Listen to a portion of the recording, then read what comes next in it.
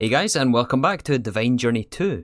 Last episode, we were able to get our first Alchemical Chest from Project E, and we also took some time and built this expansion area on the base. Between episodes, I did switch up the style on this roof here, just as a decorative piece, but I think it works a lot better like this. And in fact, maybe these could even be stairs instead, just to round it off a bit. But yeah, inside here is for energized dark ingots, which we rebuilt. And in fact, we're over 150,000 of these things. So this is probably way overkill, to be honest. But we also set up mob grindium here, most importantly, which is used over here in a lot of our blood magic alchemy tables, and the hellfire forges actually. We also set up an RFTools dimension for mystic ingots, and it looks like, yeah, we're nowhere near empty in all of these things yet. Although we do already have over 1.2 million mystic ingots, so that's going to be plenty, I would say. Although the goal for this episode is to start off by trying to get this energy condenser. We do need a few of these things, actually, to make the Mark II, which we need for the creative storage upgrade, and then the dank null, the creative mill,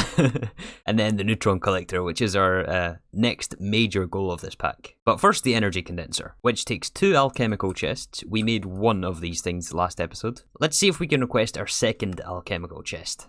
This is a good sight to see. It's gonna take a while, but... So that was for the second alchemical chest. To make these into the energy condenser, we need some alchemical singularities, which we should have encoded. Corrupted draconium is quite easy from awakened draconium. Neodymium we should have, this is from low covalence dust. Dysprosium again I think is from covalence dust, yeah. And just medium covalence dust, along with a penultimate machine frame though. Let's see if we can get a penultimate machine frame. The blood orbs? Okay, that's not too bad. Let's maybe start pre-crafting some of this dimension splitting compound. So I know that some of the items are still crafting, the alchemical chests, but this is the request for the energy condenser Mark 1. And remember, we need 2 of these for the Mark 2, and this is almost 7 million bytes.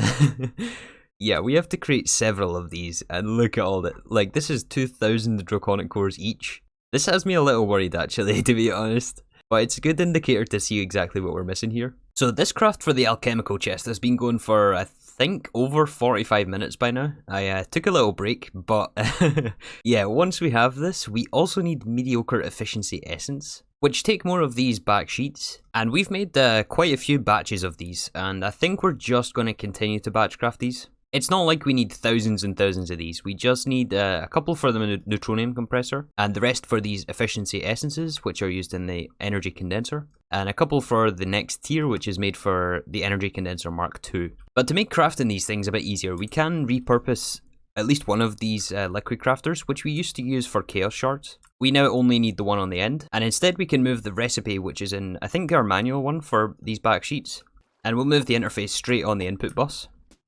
Put inside the pattern, and now all we need to worry about is the input liquids, which for this specific recipe is argon gas and helium gas, and not a lot of it either, to be honest. So we have some helium compound already made up. Let's throw this through the liquefier. In fact, let's just get a bit more than that actually. Yeah, this is only ender pearls, so it's basically free for us. Let's batch up a whole bunch of this fluid. And the argon we can also request in large quantities. I think this just comes from tungsten, which we have seeds for. So yeah, we'll let these tanks build up, and then we have a much easier way to create these sheets when we need them. So one of the other huge bottlenecks in this alchemical chest recipe is all of these mystical agriculture ingots, actually. And to make all of these Supremium ingots we need, it has to go through all the tiers, including the Lightning Craft Infusion multi-block, and the All Infusion Matrix. So actually, before we do any more and get that thing stuck again, let's cancel this craft. And we're going to do a similar thing we done last episode with the Mystic. Make another liquid absorber. We're out of glass. Okay. Okay, we're out of glass. Well, I think rather than adding more material stonework factories like this, which has been running ever since we first set up this automation wall, we can instead make use of all the sand we've got, which is actually, I was going to say, the most plentiful resource in our terminal. Second most plentiful resource we have. And just put all of this through an elite smelting factory. It's when you start running out of basic resources that you know you're really pushing the limits of your base. But this should take care of it, I hope. And we can top up our buffers here with a little bit of EMC. Just a tiny bit. Okay, now to craft a liquid absorber. Oh, wait a sec. That was almost a fail. We want actually a block of Supremium here. We don't want the liquid for this. Although upon reading the quest, actually, molten Supremium is an option, but blocks are way less laggy. Plus, we don't have to go through the casting basins. Yeah, we instead want the material absorber. Wait a second, the quest book lies to us. This is Supremium Coal, not Molten Supremium Ingots, which is a different thing. I'm not reading that wrong, am I? Mine or pump up for blocks of Supremium? I don't trust this quest book anymore. Okay, we need the liquid absorber. And if we're doing Molten Supremium, this also means that we're out of dimlets once again. Alright, we got the dimlet, we got the liquid controller, we need some Molten Supremium. Craft up our dimlet, and replace Molten Mystic with Supremium.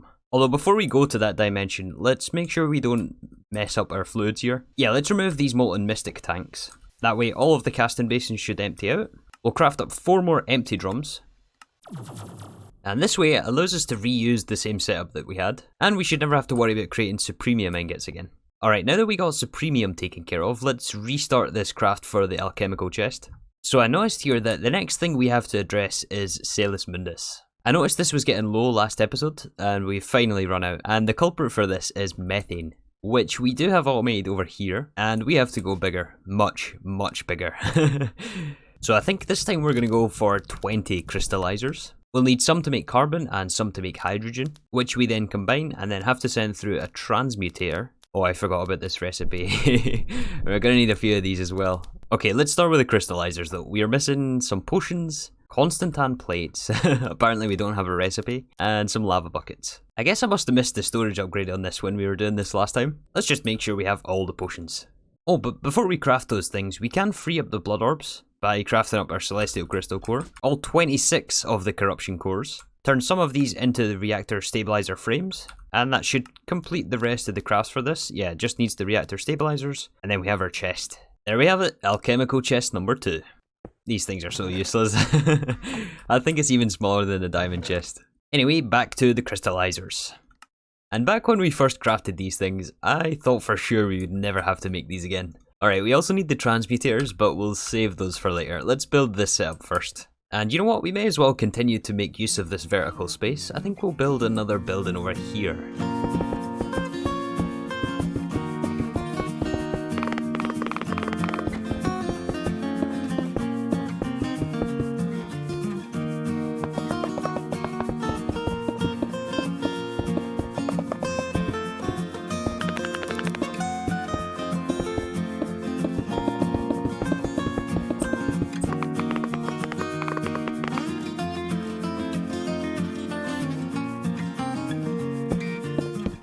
Alright, so we got the first part of this designed. We have 20 crystallizers in place, and we have 15 assigned for water buckets, which gives us the hydrogen shards and oxygen shards.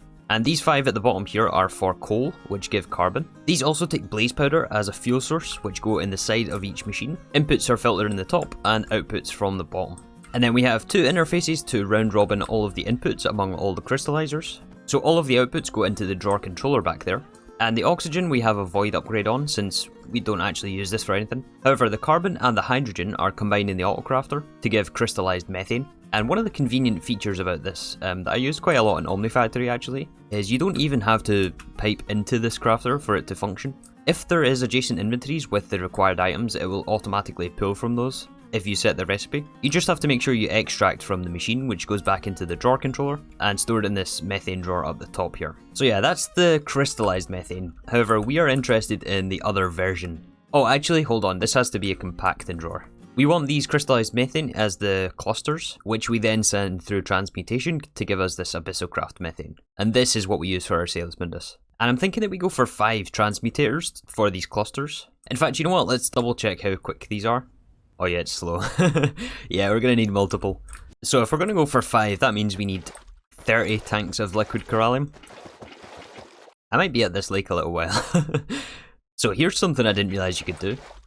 If you have the reservoir in your offhand and set this to empty mode, put these tanks in your main hand, so long as you don't click the ground with this, then you can actually just spam right click on the fluid and it will automatically fill the tanks for you. That's awesome.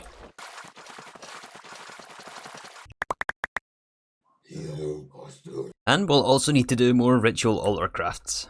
Haven't done this in a while. There's 1, 4 to go. Alright, there's our 5 oh, this has durability. I forgot about that. Oh, can we only use a full one though? Okay, well I'm glad I went and collected all 5 of those things then. So these machines we have to set up in a very similar way. They are also sided machines, and I believe also take a fuel input as well. So we should have plenty of channels on this line still. So we'll need our interface, hook them all up with conduit, and just to set all the filters again. Nice, we are up and running. We've got a drawer for outputs. Let's put a little storage bus on this. And I think we can call this setup pretty good. I'm a little reluctant to put a ceiling on this, just in case we need a few more of these machines, and we can expand this vertically. I'll keep an eye on things over the next day or two, but we can at least put some facades on this. I'm honestly not sure how the rest of this roof area is going to develop, or how far we're going to expand this, but I do have a plan for this area. We will be building a portal room at some point. I do have a plan for that actually. But yeah, this setup turned out pretty clean, and we should now be getting Salis Mundus. Let's go see. It's trickling through, but we're getting it. Yep, it's crafting. Actually, come to think about it, are we going to need to make some more Crystallized Mana? How much of this do we have? Oh, 220,000? So effectively 400,000 Salis Mundus. Yeah, I don't think we're going to need any more of this. I'm pretty sure I max upgraded the drawer wherever we create this. There it is there. Also, this area now is starting to look really cool. I feel like I sort of abandoned this left side of the base, and we seem to always be working over there recently, but man, that looks awesome now. Alright, let's see if we can request this Energy Condenser that we tried earlier on. Now that we have 2 Alchemical Chests. Oh wait a second, we have to actually put them in our ME system. It's down from 7 million to 4 million bytes, but we're still missing some things. Okay, Galactic Ingots, that's just a buffer issue.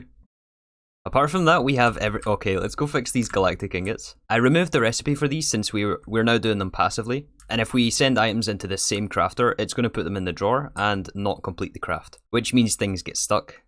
So let's just put a... In fact, do we want all... No, wait, hold on. Let's not put an emerald upgrade on that thing. Let's give it a handful of gold upgrades. Okay, it's been a couple of minutes. Our Galactic Ingots should have filled the buffer. And this will be our first of, I think, 12 of these chests. So yeah, we better start crafting these things now. And actually, while those chests were crafting earlier on, I noticed that we had depleted our whole mana battery here, of which I added a second layer onto. But I think we're going to need a third and maybe even a fourth layer. It's all these wyvern cores that take like half a mana pool each. And there's like 100 for this one craft. So yeah, we definitely don't want items despawning on this runic altar. However, the reason I didn't do this earlier is because for the sparks, we do need methane for this. So yeah, we have to wait on this buffer filling up a bit. I mean, I suppose we could watch of the flow and time this just to get it going. Yeah, let's put this thing like right in the middle here just to start us off.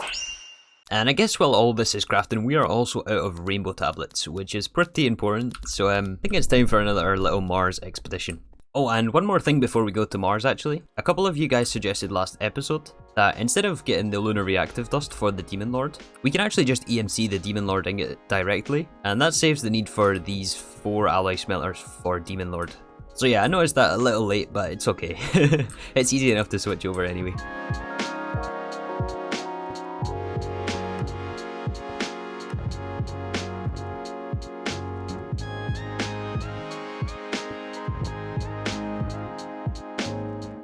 Alright, so I spent a good half hour actually in Mars, and we got around 220 rainbow tablets. Also looks like we're on the very last craft for our energy condenser. This should be it right here, this fusion reactor core, which gives us the recipe package. Let's unpackage this. Oh boy, all these items feel very expensive. Alright, let's do it. The first energy condenser. This is more exciting than the alchemical chests at least. Wait, hold on, make sure we get the prerequisites for the quest first. Okay, there is none. Let's do this. Nice, so this lets us fully automate EMC. Well, not fully automate, it's still going to be some manual work. But for example, we can put in void metal in here as a fuel source, so to say. And let's say we just want more Demon Lord ingots. Well, this will convert all of the EMC worth of the void metal in here and convert it into our Demon Lords automatically. And I believe we can pipe in and out of this thing. I'm not sure if this slot here is interactable though, we may have to switch this out manually. But we'll do some testing in a little bit. Anyways, for this methane, I noticed here that we're actually not getting the inputs fast enough, which is water buckets. And we do have buckets of water automated over here. However, we're using pressurized tanks from Ender.io to fill them. And this is just too slow, we can't keep up with this. There is however an alternate recipe using some water essence from Mystical Agriculture and an empty bucket. And so long as we produce enough buckets, or empty buckets that is, we may have to investigate this, but Yeah, this will give us our water buckets much faster. Alright, so at this point there's not really much else for us to do that makes sense. I mean, I guess we could work on some of these tools or something like that, but they don't really have much of a use for us right now. Really, the thing we're interested in is the Energy Condenser Mark II, and trying to speed this up even more, which is already something we've been doing for multiple episodes. But this alone is a huge project to undertake here. So I guess we just let our ME system decide what we're going to do next. If we try to request a second one of these things, we're missing about 10,000 arboreal essence. Let's pin that.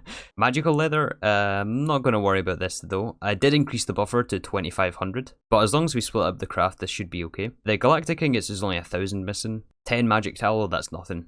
Cloudy oil shouldn't be an issue. We have this on passive. Everything else we have. Terra may become an issue, as this is an alchemy table recipe and we need a lot of this.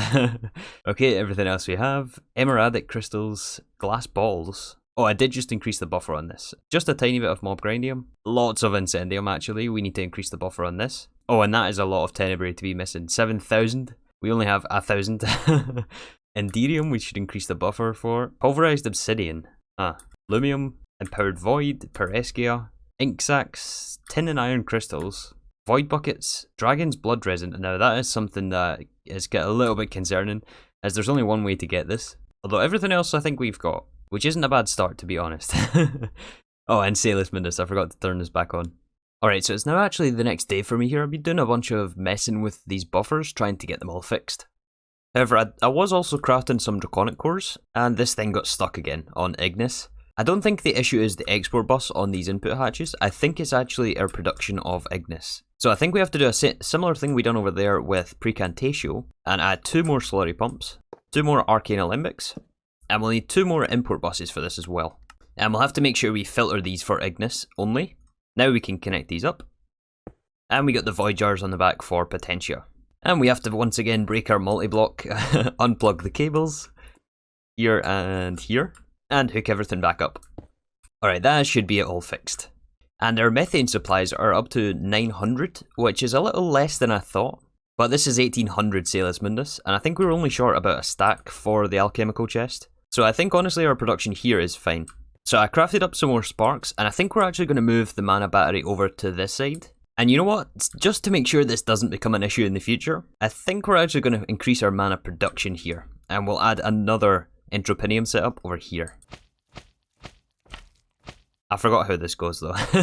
I always have trouble building these things. Alright, so there was a few little accidents over here, but we got the second one built. And yeah, there is a little bit of server lag. Our TPS isn't surviving amazingly with this huge base. But yeah, let's add the second row of these mana pools by now. I'm not really sure how I'm feeling about this area anymore. But I mean, it has to be done. Some of these crafts are insane for the mana costs. So one of the other things we have to address here, the Void Buckets is trying to make Void Reagents, which is in the Hellfire Forge. We may have to add a second one of those just for this. But first let's look at this Dragon Blood Resin, which is dropped by this Dragon Wood. However, it is very slow here, and I'm not even sure if we'll be able to see one drop. And it used to just be this one tree at the back, but I did add this one yesterday, although it seems that these two are not enough. I did learn though that apparently you can watch if the flow and time these. Oh yeah, oh yeah, oh yeah. Okay, well I was gonna massively expand this tree farm, but I don't think that's gonna be necessary to be honest. Okay, let's stop this before we lag. I think we're gonna have to add some extract speeds to this. Let's just fill our buffer to like a good 20,000 and we'll call it good like that. Oh man, look at this. 100 stacks. 120 stacks. 130 stacks. So with those fixes, that just leaves this void bucket, which is for our void reagents, another fishing controller, and around 170 magical leather. And I know at this point, at least for the last few episodes, and maybe even the next few episodes, it's going to be a lot of the same thing, which is basically just fixing a lot of our buffers and things like that. But there's not really a whole lot we can do about that at this point. It's really just the way the pack is, with the insane resource costs. But yeah, all these void buckets are for this process here, for this Hellfire Forge. I think that we should probably add another Hellfire Forge just doing these void reagents. These are used in Dark Cores, which are used in Corrupted Light Ingots, and these are used in Draconic Cores. Alright, so I crafted up another Hellfire Forge. Let's see if I remember how this thing goes. Alright, I think I got all this hooked up. I had to refer to episode 40. If you check around 12 minutes into there, I give a full explanation of how to set this up. But we are still missing the Tartaric gem, which we don't have a recipe for, but I believe this has to be greater or higher, since this is a tier 3 reagent. Yeah, it seems to be working, although this situation right here doesn't help our efficiency with the server lag. Sometimes it doesn't actually completely craft, even though it goes to the top. And we have enough will. Yep, there we go. Yeah, I don't know what's up with that. I think it's just lag that does that. But to help with the input items, I noticed that the void buckets weren't getting here fast enough sometimes. I think we're going to add a second interface for the inputs just for this void. Oh yeah, that's a lot better. Although I hope that our void bucket production can actually keep up with this now. One thing that can't keep up though is our production of lava buckets. And in fact, I think it's not just lava buckets, it's just buckets in general, which I mentioned earlier on. And I was actually looking for these for over 20 minutes and then I got distracted yesterday. I really cannot find where we make buckets, like just regular buckets. We have water buckets here, and lava buckets are around the other side, in this one here, but I really cannot find where we make regular buckets. It's not in any of the crafters I've checked. It must be an old setup as well, because buckets is something we've been using for a long time. Oh wait, here it is. Yeah, this is where it is. Okay, I put some speed upgrades in the conduits and added another connection to the interface. This seems to be quite a big issue actually in our base, is just the extraction from the interfaces into some of our crafters and machines. It could also just be server lag though, that's not checking the conduits fast enough. Alright, so to finish us off for this episode, let's try to request another alchemical chest. Alright, that's crafting, that's going to take a while once again. 30,000 chaos fragments. I really hope these condensed crystals don't get stuck again, but other than that, it's just a waiting game really.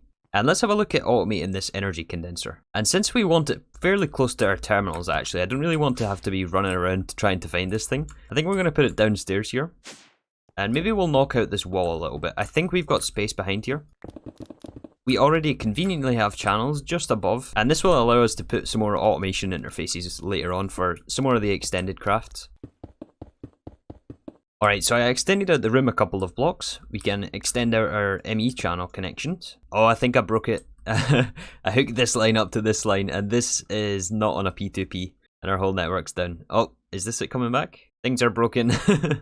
I think I had to re-establish the whole network there, because I plugged this cable in. So yeah, be careful with what we're doing here. So the way I think we're going to set this up is we'll have an item conduit from the interface to supply the void metal, which is effectively going to be our EMC source. And we'll put a limited item filler on this on the inserts.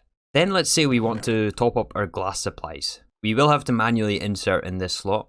This will slowly convert our void metal into glass. And then I think we'll buffer it in a drawer, an unlocked drawer that is. Because the amount of void metal we have, considering each piece is 26,000 EMC, and something like glass is only 1 per glass. So if we were to let this just go straight into our ME system, I mean, we would have billions of glass. Because I think we're actually, oh yeah, we're up over 2 million void metal, plus essences. So I think we'll just buffer in a drawer, and then once the drawer is full, we can stop this energy condenser, and then import back into our ME system. So this will still be a manual process until we can get more energy condensers. And it's going to be a while before it finishes as well. It's still got quite a lot of singularities to make. Nearly 80 wyvern cores. I hope we have enough mana for this actually. Yeah, lots of hellfire, and I think we're actually, oh yeah, we're also missing a couple of these storage components as well. So yeah, because of that, I think we're going to wrap things up here for today. There may be a longer delay between the next episode coming out, as more or less just going to be more of the same of what we've done today. Pretty much just going to be requesting the rest of these energy condensers, of which we're still missing a few to get these Mark IIs done. So yeah, it's going to be a lot of grinding before we can get to that point though. This is a major sticking point of the pack. But yeah, we did make quite a lot of improvements today, to be fair. So yeah, with that, thank you again for watching, and I'll see you all soon for some more Divine Journey 2.